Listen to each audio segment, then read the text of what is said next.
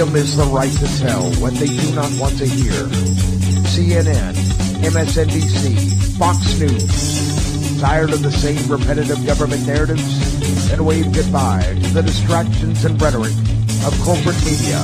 For this is Anti-Media Radio.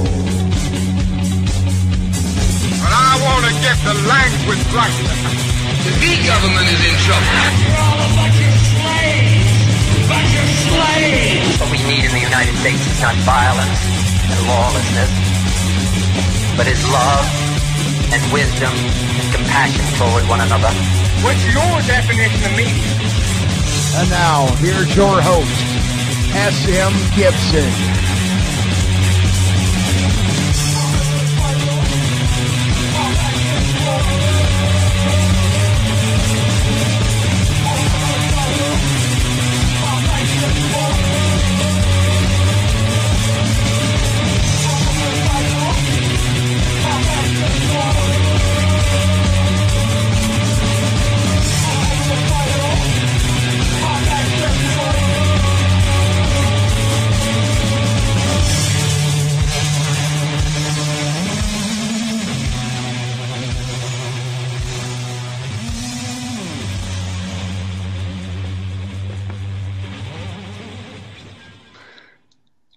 My name is S.M. Gibson, and you are listening to Anti-Media Radio. I don't even know what to say. It is April the 6th, 2017. The United States is, as we speak, bombing the country of Syria. Why? Because of chemical weapons attacks. Is there evidence that points to the perpetrator? No, there is not. Is there tons of propaganda that is supposed to arouse your emotions? Oh, there's tons of that. We've been through this in 2013. We went through this in Iraq. We went through this in Vietnam. And here we go again. No, not on my watch. Let me explain something to everyone listening right now. You have been fooled. You have been hijacked. Your brains believe something that is not true. There is zero evidence to suggest that Assad was behind these chemical attacks. Am I sitting here as a defender of Bashar al-Assad? I am not. Do I think that he is this great omnipotent person? No. I think he's a scumbag like every other politician. But guess what? Bashar al-Assad does not have the resources. Bashar al-Assad does not have the potential to declare World War III on our planet. The United States does. And for everybody that's really upset that Hillary Clinton didn't win, let me tell you something. Hillary Clinton would have done this. This would have happened a month ago. We got an extra month. I'll say that for Trump. I'm going to bring in Shannon in a second, and he's going to attest to you that he remembers, as he made fun of me for saying Trump was going to win, at least we'd get an extra month of life with Trump. At least we'd have a little extra time. I didn't trust him. I was never going to vote for him.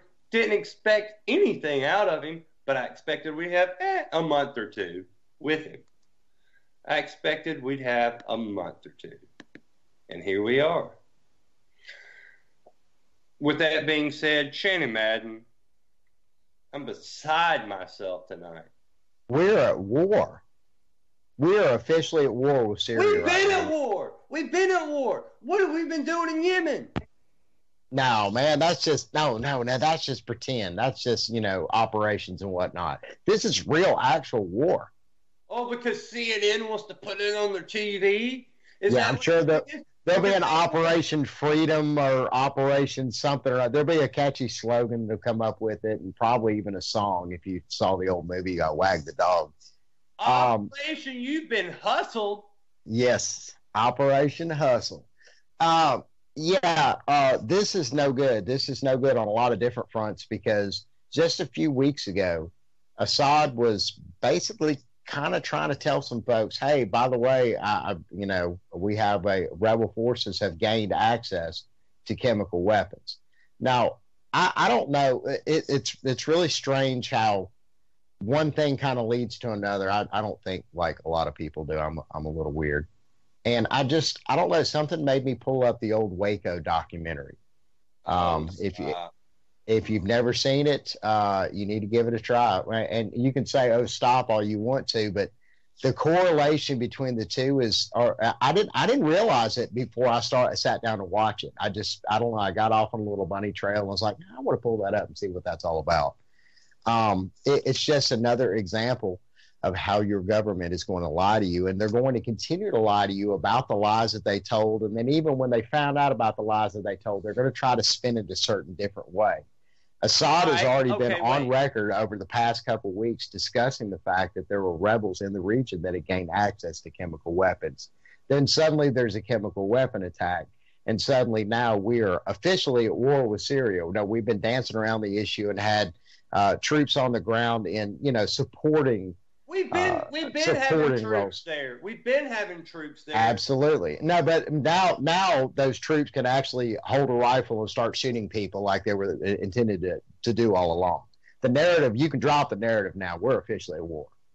All right. I'm going to throw this back to Tuesday's episode.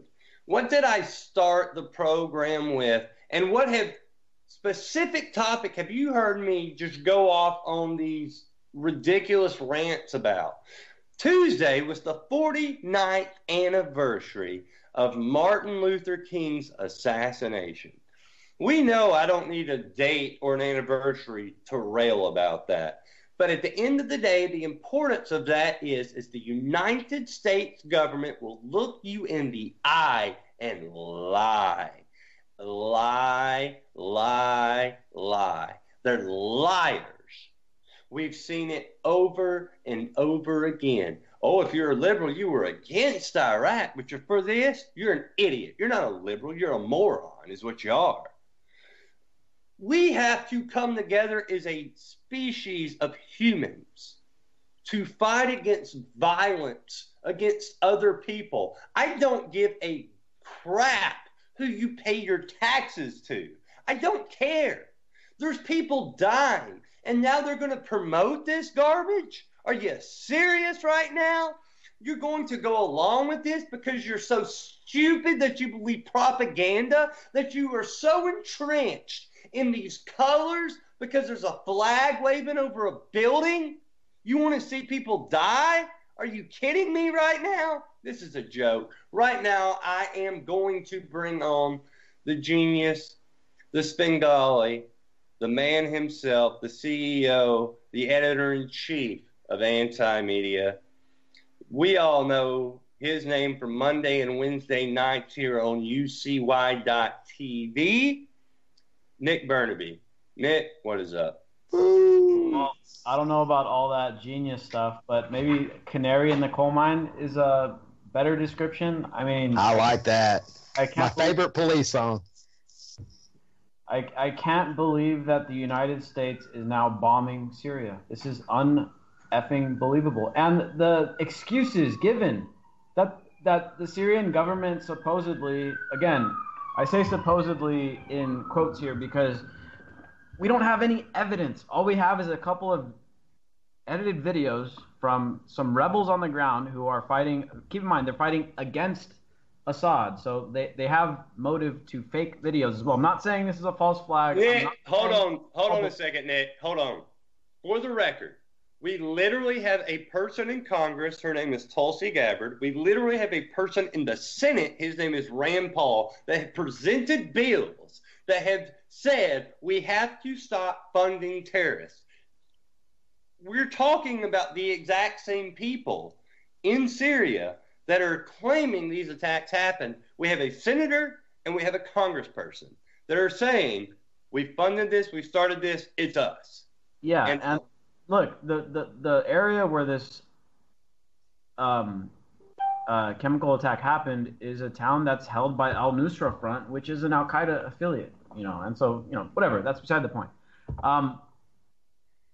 Look, they're saying that this is all about Assad supposedly killing 70 people. The United States killed 1,000 innocent civilians last month in Iraq and Syria. Why, if we're going to go start bombing countries for killing civilians, why are we not bombing? Why isn't Donald Trump bombing Washington, D.C. right now? We killed 1,000 civilians last month. Why are we bombing another country for killing 70 civilians? That, to me, does not make any effing sense at all, dude. It blows my mind that they're doing this. And honestly, dude, there's no legal basis for this. You can't just go around bombing countries. I mean, I think the argument can be made that you have to have congressional support to bomb. No, you can't. Are you kidding me? The last time the United States had congressional support to go into a war was in World War II. We've been in Korea, we've been in Vietnam, we've been in Iraq, and let me tell you something. I'm missing a whole multitude of nations which we've been involved in their politics. We've killed people, we've bombed, we've droned. The list goes on and on and on. And the only reason I'm not naming them is out of my own ignorance. The list goes on and on, but just Vietnam in and of itself was not congressionally agreed to. Are you kidding me? They don't care about that. I think the way that they got around that was we're not bombing the Vietnamese government. We're fighting the rebels. We're not, and it's the same exact thing. The rebels. But now, I mean, we're talking about, with Iraq and Saddam Hussein, I mean, we're bombing a government of an established country. There's supposed to be a process that goes through. I'm not saying that, this is not going to happen because he doesn't have congressional approval. What I'm saying is that it's illegal because he's supposed to be getting congressional approval for it was illegal when Obama did it. It was illegal when George W. Bush did it. It was illegal when Bill Clinton did it. And it was illegal when George H.W. Bush did it. And nobody cares because all people want to do is go, my side, I'm a Democrat or I'm a Republican. And that's all I care about. People are brainwashed. They think there's a difference in these parties. They think that there is a difference in these ideologies, and it's disgusting. Now, I will say this for what's going on right now in Syria. I told everybody specifically, I was one of the few people that said, Trump is going to win the presidential election. She's never going to become president. Not many people can say that. But I will tell you this, I also said, there's nothing about him that's trustworthy. We never know what's going to happen. And I think World War III will be pushed off by 2 or 3 months with him being elected. Because she's going to push for it immediately, and it's going to be pushed off on him a few months later. And I think what we're seeing is, and this is not a defense of Trump, because I think Trump is like every other politician. They've bamboozled him. They've backed him into a corner. They've checkmated him. And one thing that's really struck me recently is how tight-lipped Donald Trump has been about. When have you ever remembered Donald Trump being tight-lipped about anything? He did say, in fairness of what you're saying, he was pretty pro-war yesterday as he spoke next to the King of Jordan in a joint press conference on the White House lawn. We hosted it on the antimedia.org. It was the top story. And for anybody that's out there right now and they feel like that they're missing these little specifics, we try to do our best to have all that info on the antimedia.org. This was there, and you saw Trump saying I'm ready for war. I'm ready to do this. Alex Jones, which Roger Stone, Paul Joseph Watson, that is a huge, huge demographic of people that helped him get elected. They've turned on him now. Where are we going to go from here? Obviously, I finally glad that, this quote unquote conspiracy sites have turned on him. I'm glad that's happened. I wish they would have done this back when he joined the race. Like I've always said, look, I enjoy some entertainment. I get it. I'm down with it. Screw Marco Rubio. Screw Ted Cruz. I think it's hilarious when he makes fun of these people, but there's nothing about this man that's trustworthy. Nothing. And here we are. They pushed him into a corner. And Nick, we talked off air earlier tonight, and I think you pinpointed it perfectly when you said that Trump had been so pushed into a corner with this Russia crap, which we all know that's a farce. That is a literal, the craziest. And when we say conspiracy theory, that is like basically fan fiction. It's not conspiracy. It's just make-believe. But they pushed him into such a corner with this Russia stuff that if he doesn't act on it, then all of a sudden, well, look at what you're doing for them. Look at what you're doing for Russia. Yeah, dude. I mean, that's what it's all been about, dude. We're sitting here wondering, like, well, what is this Russian stuff about? What is this Russian stuff about? And I was thinking, this is probably so that they can just make sure that Trump doesn't get cozy with Russia. So they, at any moment in time, if Trump ever is seen working with Russia or coming to terms with Russia or anything like that, then they say, well, look, Trump's a Russian stooge. He was, Putin put him in power, blah, blah, blah, blah. And they could always use that against him, not only to get people to think that way, but also to dig into Trump's ego, man. Like, if Trump's an egomaniac, then where do you try to hurt him? Well, in his legitimacy. So they say, they say, well, is Trump legitimate? I don't know. He's really soft on Russia. I mean, how much more of a way for Trump to also fix his ego would it be to say, well, you want to see something? I'm gonna start, some real shit with Russia, and that'll shut you guys up. Like these guys Trump is being played. He's got his huge ego, and that's going to cost us. Like we're now in a point where, another thing that's interesting is how the Chinese president is actually here in the U.S. right now. That is very, very, very interesting stuff, dude. But this puts us in play. I mean, we're bombing Syria, which everybody knows is a very, very close ally most important to us, Russia. And secondly, to Iran. I mean, these are two countries who we've been going through some tough times with, and that we are, in some tense relations with and stuff. Like, bombing Syria isn't just bombing Syria. You're triggering a chain reaction that who knows could lead to something really, really bad. Worst case scenario, we're looking at what would probably eventually be called World War III. I mean, the Russians and the U.S. go against. Well, you do realize, Nick, though, that Russia has come out and said that they were willing to investigate the source of these bombings. And even Russia right now is backing off of the fact that maybe it could possibly be. That's true, but that was before the bombs just started falling, dude. Like, now we got to go and see what Russia is. Well, fair enough. But I'm throwing that out there for the propaganda, because that's the propaganda being spewed. And what do you think would make Russia turn on that? Before you answer that, I want to throw this out there. I was today sitting in a doctor's office, and they had above me CNN playing. And we all understand what CNN is, and it's just absolute garbage.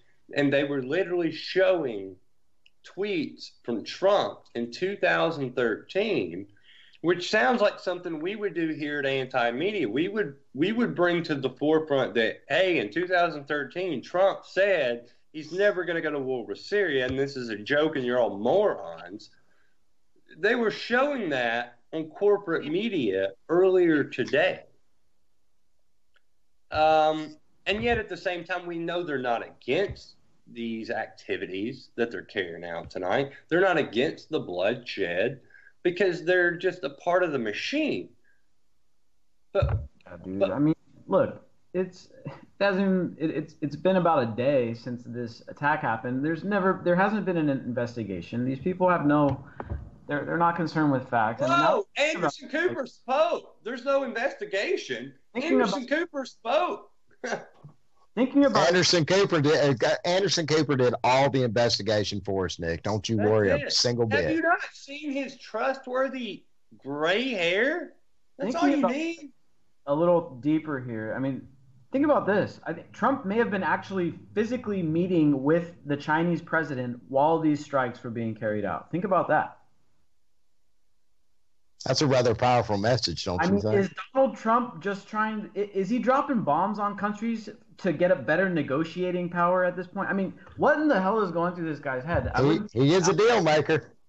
I wouldn't put that out of the equation, dude. Is he dropping bombs to cut a deal, like with China right now? Because he's physically meeting with the Chinese president right now. And I'm going to play devil's advocate here. What if you take the other side of the equation and you do take the InfoWars, Alex Jones, Roger Stone side, and they say that Trump does mean well, but half of his cabinet's been overtaken by neocons, and Trump is going to ultimately do the right thing. Well, obviously, we have seen tonight, in the past hour and a half, Trump is not doing the right thing. I think that's important because I think there's a large demographic of people that do listen to the antimedia.org and do follow our page, that also follow InfoWars. Alex Jones steered people towards the direction of Donald Trump. I do understand that to a very vague degree because Hillary Clinton was so terrible. If you've ever listened to our show, if you follow the antimedia.org, you know that he was just another illusion coming along. At no point did we ever say that he was the answer or we ever supported him. And even when I was the lone person saying he was going to win, and I had people in my personal life saying, well, you support him because you say he's going to win. I didn't support him, not even kind of supported him. I just read the writing on the wall because I'm not a buffoon. But the rest of the world is, and now I said, don't trust him because we're going to get to this point. And now we are here at this point. I want everybody tonight to jump ship. If you were there with InfoWars and you were there with all this crap, jump ship. Now's the time. We told you this was going to happen. This was going to happen. We have to stand together. If we don't stand together, we will fall all together. In 2013, and Nick, you can attest to this, the only reason that we had success in preventing whatever minute part that we had in preventing that war that John Kerry was waving that flag and was a huge cheerleader for was because people from all different demographics, different sides, they listened to the message. They didn't get into this, well, I'm not going to do it because I'm too cool for school kind of crap. They said, we're going to stand up against this. We have to do that starting tonight. We have to start blowing up the White House phone lines tonight. We have to start blowing up the congressional phone lines tonight. They need to know this ain't going to happen. And I get, oh, yeah, what does the government have to do with anything? I understand that. But at the same time, these people want money. They want power. They are scared of losing it. When they have thousands upon thousands upon thousands of people, it sounds like pitchforks at their front door. That's what you can become. You can become a inflamed pitchfork at their front door just by calling a phone number. We all have to do this now. Change your profile pictures. Just make a hashtag. We all have to come together. This is obscene. We cannot stand for this. Nick, I'm going to throw it to you. Yeah, dude. I mean, we did try to stand up to it in 2013, and it worked. For the most part. I mean, I guess the can was kicked down the road. We had our battle won in 2013 when we stopped Obama from doing exactly what Trump just started doing. But now it's on our hands. It's back on our plate. Like it's back. You know what I mean? Like the movement has to be renewed, and we can't just stand around anymore. I mean, how many wars is it going to be? You know what I mean? Like, how many countries are we going to topple? Well, we've got, I mean, the entire argument here, right? I guess there's several justifications for this. Is that Assad is a violent guy in charge of a violent government. That's the first argument. Now, the United States has no moral high ground to talk about the issue of government violence. The United States government, I mean, our cops alone kill 1,000 U.S. Americans every year. And that's a fact, by the way. Our own cops. Like, we're not even talking about us bombing people. Like, our own cops just kill 1,000 people a year. Our own government killed 1,000 people last month in Iraq, and a huge chunk of those numbers came from Mosul, where we're bombarding an entire city, and the media is like not even talking about this stuff. Like, we killed 1,000 people last month, and now we're wait. Hold on. What about the fact that we're upset about what's going on in Syria, and we ignore Mosul, we ignore the people getting killed there, but Aleppo, we throw Aleppo in people's faces because Russia happened to be present. We don't mention Yemen. We don't mention Mosul because all those deaths, the blood is on the hands of the American taxpayer. That sounds rough, don't it? But it's true. It's true. That's how it's paid for. That's what it is. And that's what we got to be. We got to be honest about it, about what it is we're doing. Because, look, the justification, okay, we want to stop violence, fine. That's bullshit because our own government is arguably one of the most violent in the world. And secondly, like we can't even really say that that the United States is against chemical weapons. Like, again, looking back domestically, we just got done using an internationally banned chemical weapon on our own people at Standing Rock. You guys know that tear gas is considered a chemical weapon, right? And you know that tear gas, it's a war crime if you use it against another country. I don't know if you guys know that, but it's technically considered. Oh, that's ridiculous. Yeah, and so our own government is using tear gas on our own people. That's a chemical weapon, dude. Like, it's. Oh no, the United States would never hurt their own citizens ever, right? I want to, and look, what is today's date? Today is April the 6th, right? I'm going to throw this out there for people real quick. We're the freest country in the world. We have freedoms, and our freedoms are ordained by God, right? And I was listening earlier today with my pop, listening to Rush Limbaugh, and I heard Rush Limbaugh say that we're the only country in the world where our freedoms come from God. Actually, incorrect. I don't want to throw this out there. Actually, everybody on this planet, no matter who you are, your freedoms come from God. And the United States government doesn't in any way, shape, or form get to throw that out there, because I will tell you this. If we're so free and I decide not to pay my taxes, you can throw me in jail. You can throw me in prison for not paying your penance to your establishment. Okay, that has nothing to do with an ordained anything. You can throw me in jail because I don't pay you money. That's freedom. And what does this money fund? Exactly what we're talking about. It's crazy. People buy into this crap.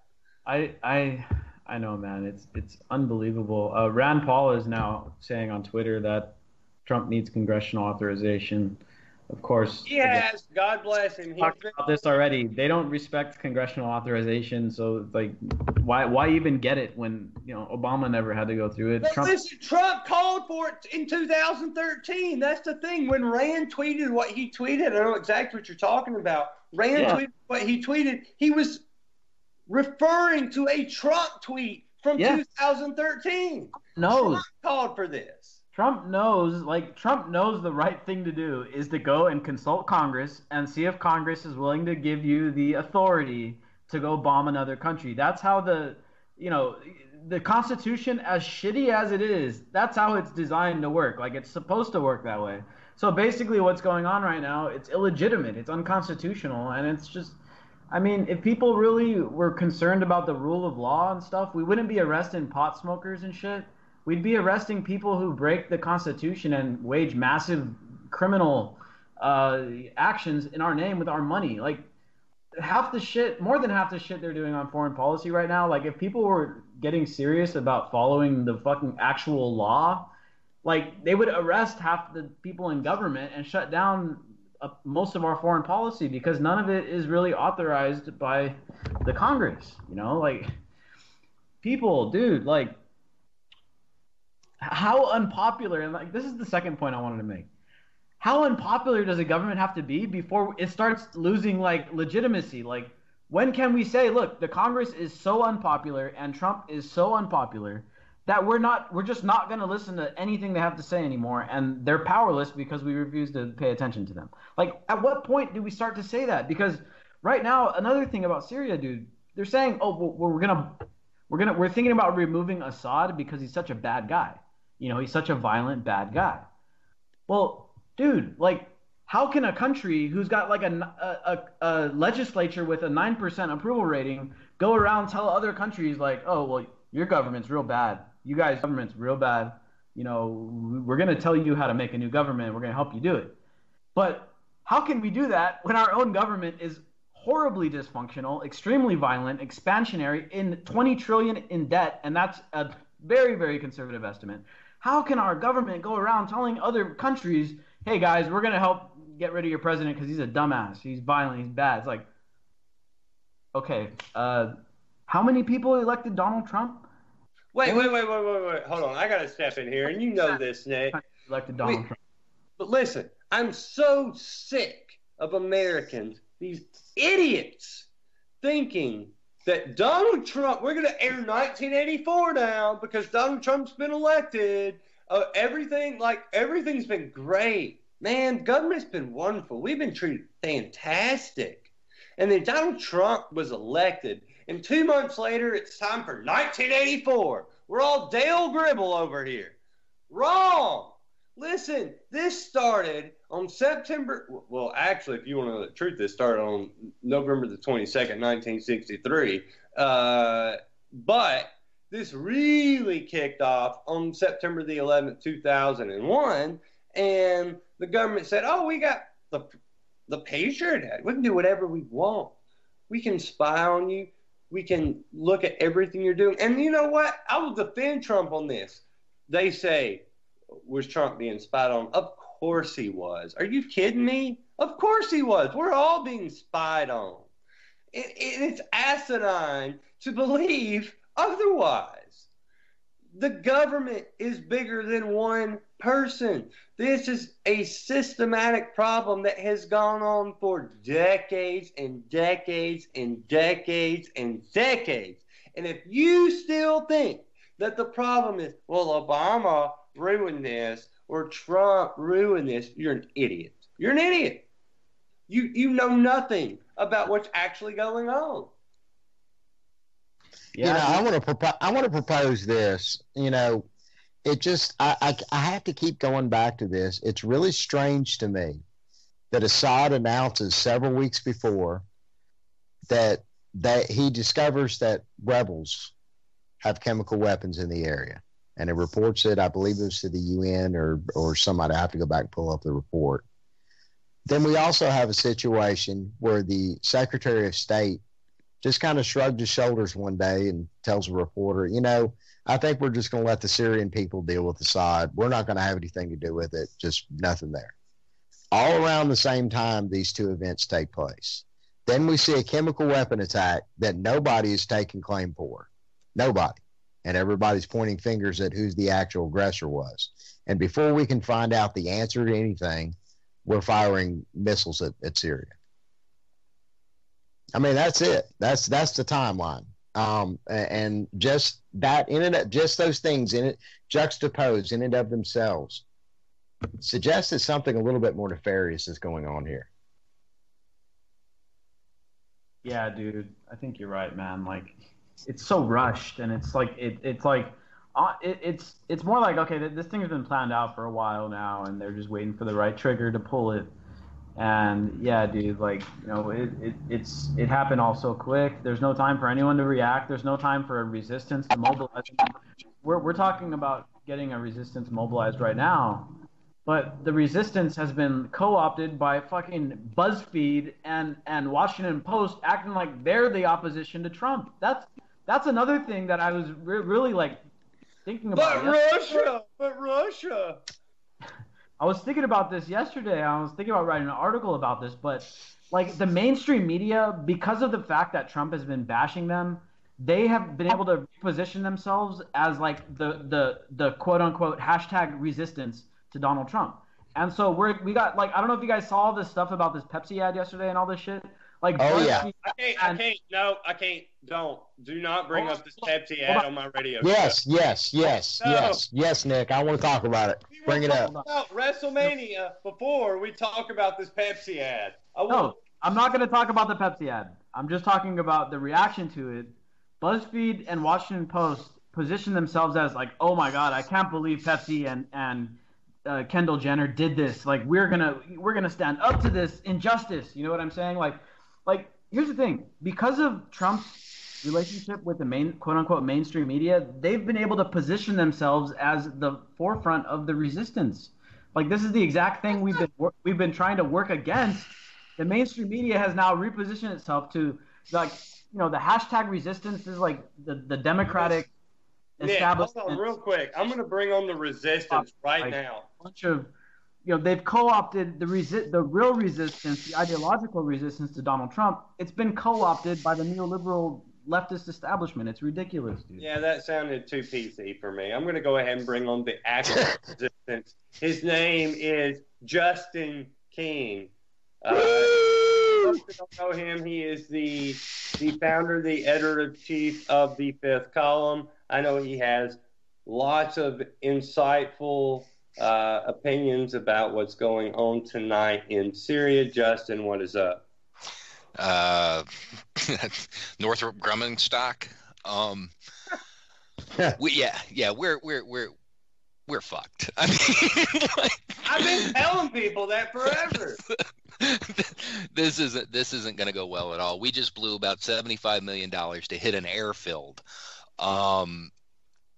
Unless there were actual chemical weapons and there was a satellite photo of them sitting on the tarmac, it's completely idiotic. This is a show of force by Trump, and it actually probably has more to do with being able to say, hey, look, I'm not a Russian stooge. They don't want me to do this, so I did it.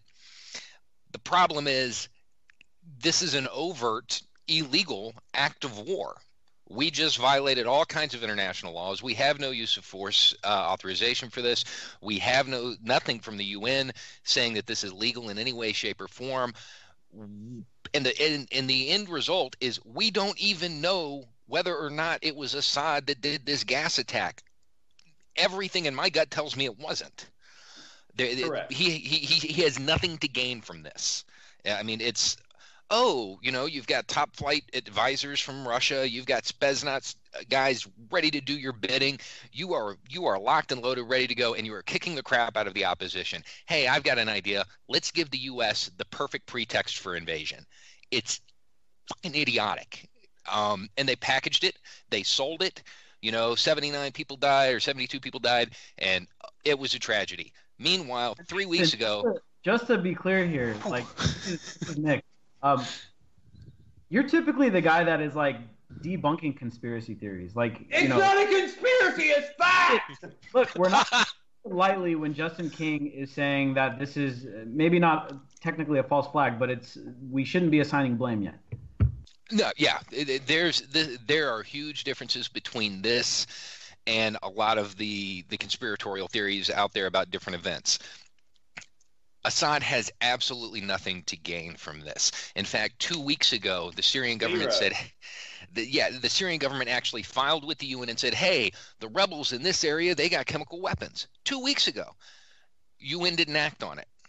So now, go ahead, Justin. And I got a question for you when you're finished. My guess is that what the Russians are saying is kind of true, that they launched an attack to try to hit these weapons, and the rebels dispersed them when the attack came to create the exact situation we're looking at right now. It appears that Assad did it, and I don't think that he did. This is definitely you, Justin. From my reading yesterday, first off, the government of Syria admitted that, and you know the terminology way better than I do, it was Su-22 airstrikes that hit over this region. Syria admits that they conducted those airstrikes. Mm-hmm. Okay, apparently that these planes are not equipped to carry chemical weapons in any way, shape, or form, meaning that the bombs that drop would have had to have hit chemical weapons that were already on the ground, correct? That is the most likely thing that happened. I mean, there are other options. They could have been dumped out of aircraft that weren't listed in that report, but it did nothing. There's no evidence to actually support anything other than the Syrians tried to take out the chemical weapons that they told the UN existed 2 weeks ago. The UN was just like, whatever.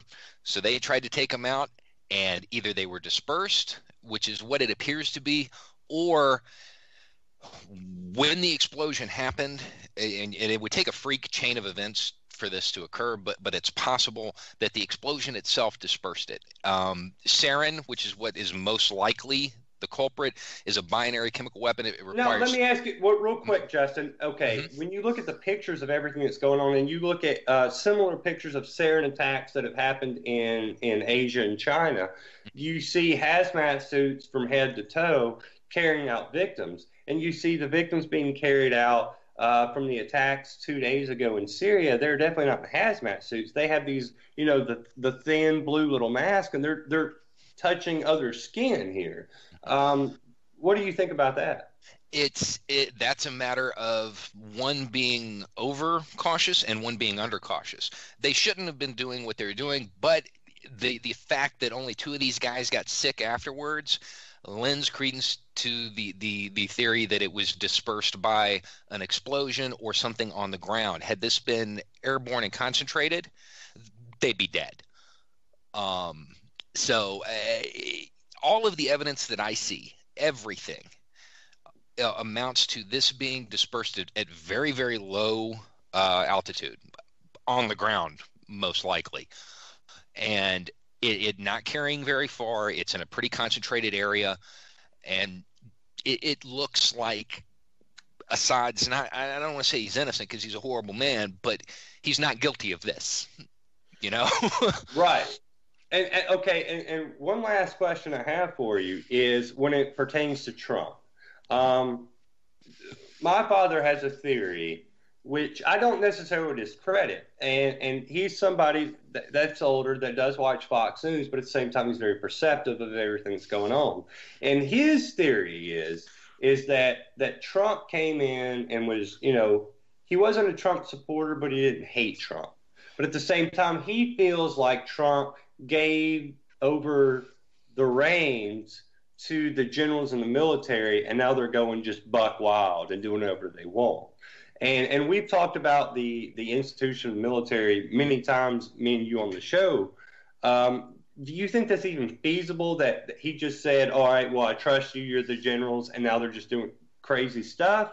Or do you think that this is planned with Trump, or do you think they're just going around Trump?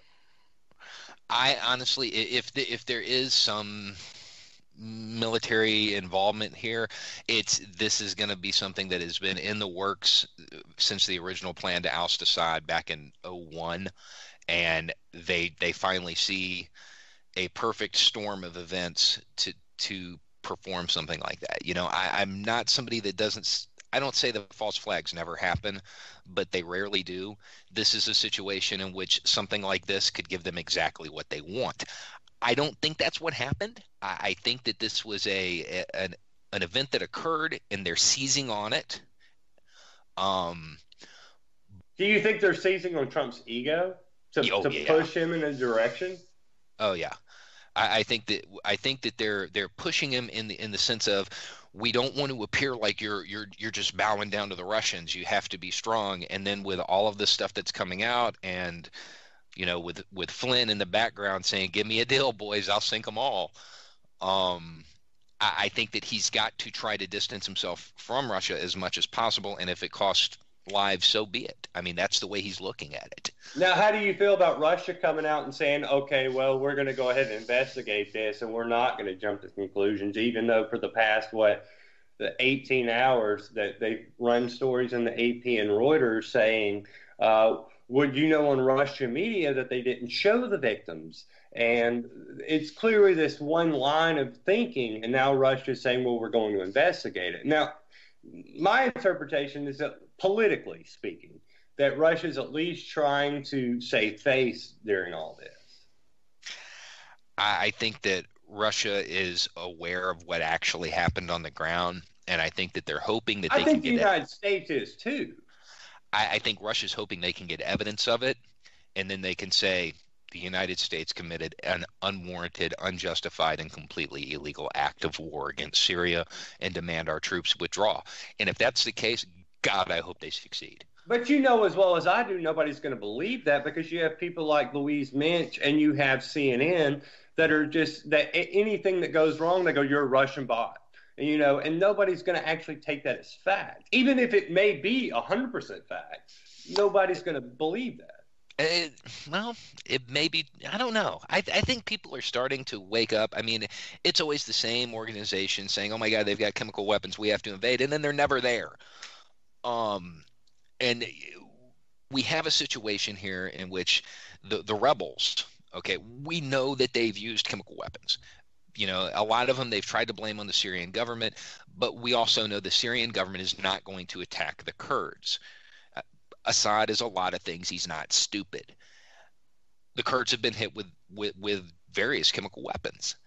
So the idea that it's impossible for the rebels to have chemical weapons, it's not holding water, and I don't think it's holding water with the average person out there.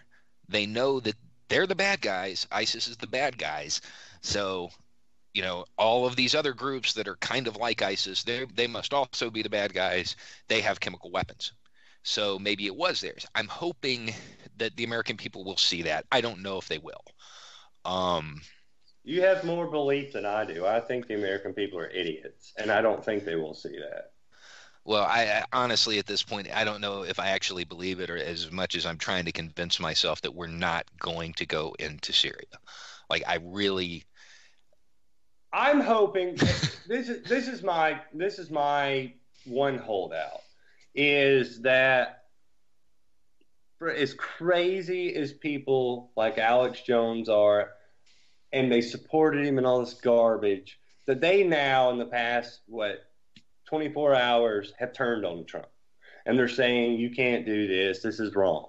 Thank God they finally spoke up after 24 months that they should have spoke up a long time ago. And even Alex is probably back on his meds now is what it is. Well, fair enough. Vitality. But he's getting some resistance from his actual base, the people that put him in office. He's now getting resistance to it. Do you think he'll respond to that, or do you think Trump is going, in his mind, well, I have information and intelligence that you don't have, which is clearly manufactured, and he's going to pursue his manufactured intelligence other than what he knows to be true, the 2013 Trump, which we've all seen tweeting out saying never, ever, ever, ever go to war with Syria. I have no idea. I really think this is like Trump's baptism, right? And this, as you were saying, SM, that, he's losing part of his base over this. That's completely true.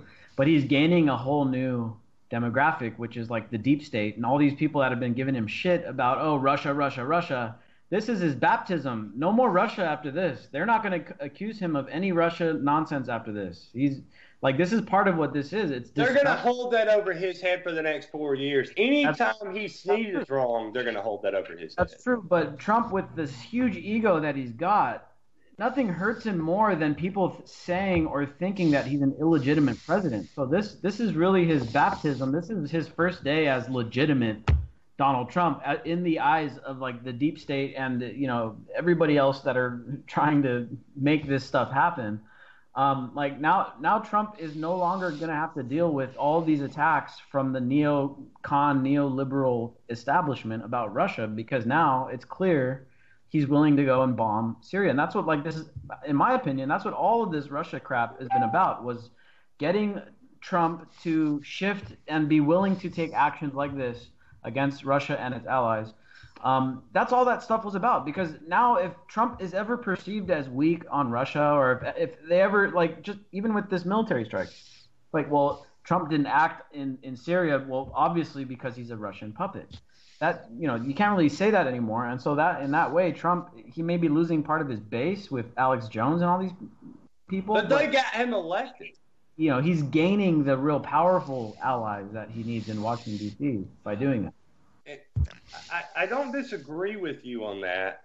But at the same time, okay, I feel like me and you, Nick, we talked about this, it was 2 years ago. And I still to this day believe that the plan was for Marco Rubio to be president. Ironically, the first major politician to come out tonight and support these airstrikes was Marco Rubio. He was on CNN talking about his strikes, like, basically while they were happening. Like, Marco Rubio is supposed to be the president right now. How the hell did he beat John McCain to that? I just, that's beyond me. Because he's John, he's good looking, he's gay, he's got everything going in his face. True.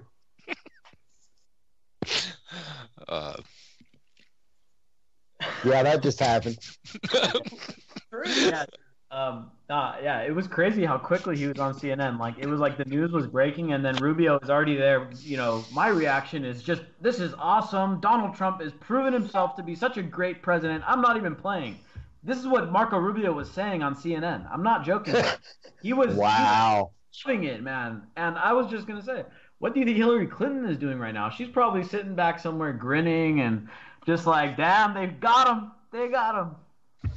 Well, got him. Listen, I still stand by this. We got an extra month without Hillary. This would have happened a month ago if she was president. No, that's probably true. We got an extra month of life, I'm telling you. Trump was still the better option. We had an extra month. And as far as the deep state goes, as far as Rubio goes, this goes back, especially what we've talked about, Nick, on this program we have published on the antimedia.org. Justin, you have published on the Fifth Column. This is not just some flash of the pan. This thing happened overnight and we're all shocked about it. This is something we all saw coming. This is symptomatic of a much, much, much bigger problem. And yet you have people that refuse to believe it. They still want to take sides. They still want to say Republican, Democrat, and look, John McCain's cozying up to Trump for something he did. That should be the biggest red flag ever. I feel personally, and clearly I'm biased, but that it is sites like the Fifth Column and it is sites like the antimedia.org that have been telling people repeatedly for years. Shannon, you know this. You argued me down over what was going to happen, and I told you what was going to happen. You know, you brought that up like 3 times in this broadcast. I'm going to. You ought to get a fucking T-shirt made up about it. I should. I should sell them, and nobody will buy them because nobody wants to believe reality. Ding. Well, I think that we definitely need to start focusing on, I mean, the airstrikes are probably going to continue. We need to start focusing on making sure that people understand that a ground war in Syria will make Iraq look like fucking Panama. It's our troops in Syria, on the ground in Syria will be, we haven't seen a death toll that high since Vietnam. And again, nobody's brought up, you know, well, we've touched on it a little bit, but what happens if Russia decides to saying, oh, yeah, there's also Iran there as well? That's a different monster altogether, though. That's a whole different geopolitical spectrum. Yeah, this is officially World War III, and it could easily turn into that at the drop of a dime. Dude, you know, Syria and Iran have mutual defense agreements, so. You know, if Iran, I want to see Iran's reaction to this, because if Iran interprets this as an act of war, which I don't see how they wouldn't, we may be seeing some bigger alliances get triggered here that are going to wind up being something that gets a much bigger than some stupid airstrike on an airfield that, you know, cost us, you know, taxpayers $77 million. Like, ultimately, where does China fit in all this? I mean, you know, Trump is sitting across the table from him, right? The China's president, as we speak, down in Mar-a-Lago. Well, look at Tillerson, what he said about North Korea. Yesterday?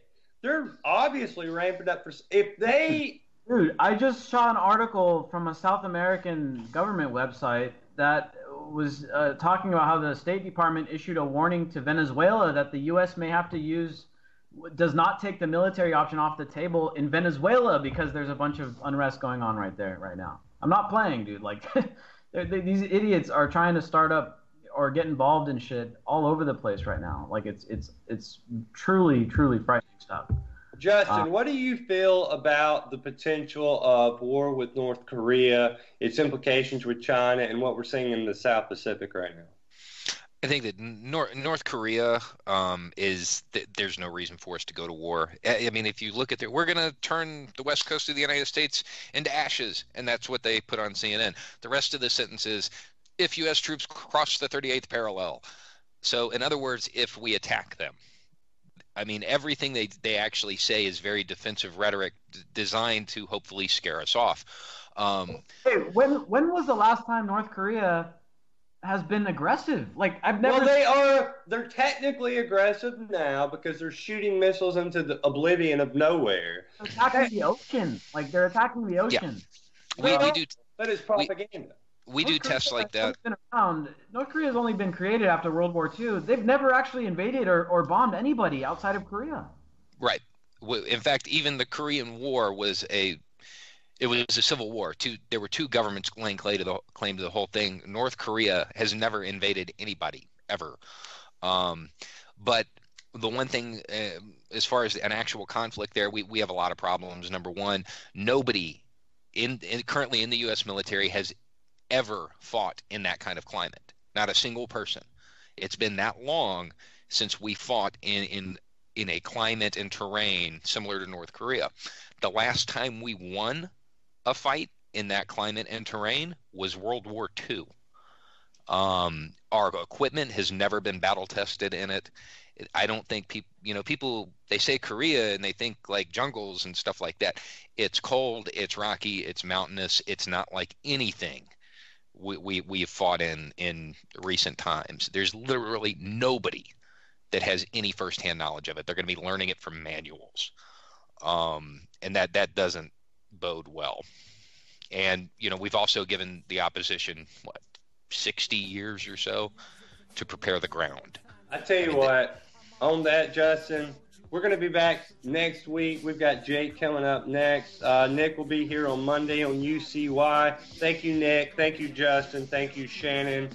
We missed you tonight, Josie. For antimedia.org, the homepage of independent media. I am SM Gibson. Next week, we'll be back. God let them know through the stereo. Yo, here we go through the stereo.